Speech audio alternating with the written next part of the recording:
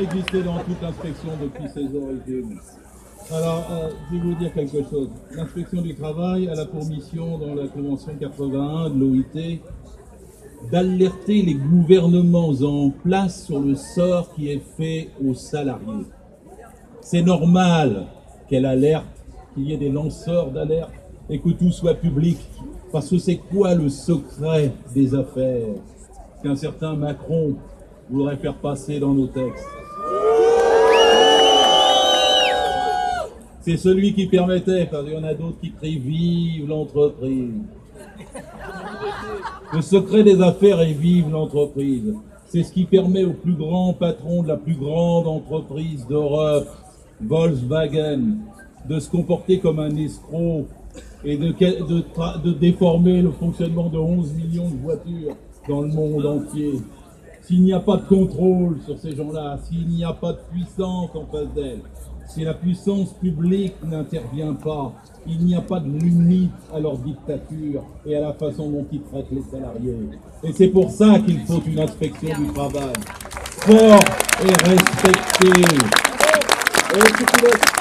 J'étais hier, j'ai encore une déclaration préliminaire, mais j'étais hier à ArcelorMittal. Il y avait une mobilisation des intérimaires nationales de Randstad, parce que cet été, deux ouvriers, l'un de 41 ans, le 13 juillet dernier, est tombé dans de la fonte liquide à 1400 degrés. Et qu'un autre, de 29 ans, en septembre, a connu le même sort. Entre-temps, l'employeur d'ArcelorMittal n'a rien fait. Il y a une demande des syndicats pour un CHSCT. L'employeur a refusé l'expertise.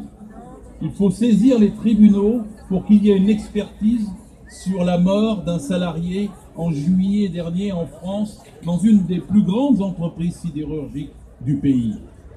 Et il n'y a toujours pas de suite après le deuxième mort, dans des conditions similaires. On a entendu tous parler des chemises déchirées. Tous. Vous n'avez pas entendu parler des deux morts de chez ArcelorMittal.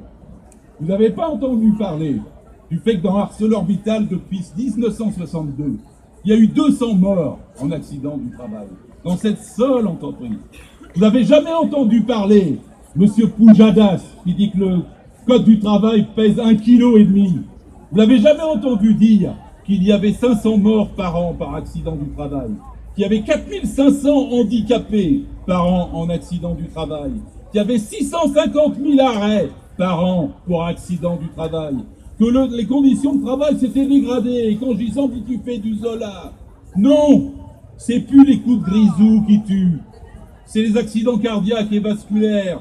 Il y en a 250 000 par an. La moitié d'entre eux sont liés au travail. Demandez aux médecins et aux spécialistes, ils vous le diront. Ils vous diront aussi que quand il y a le stress, le harcèlement, quand il y a la violence au travail, elle est autrement plus forte que ce que deux DRH qui ont fait la une de la presse ont subi ce jour-là.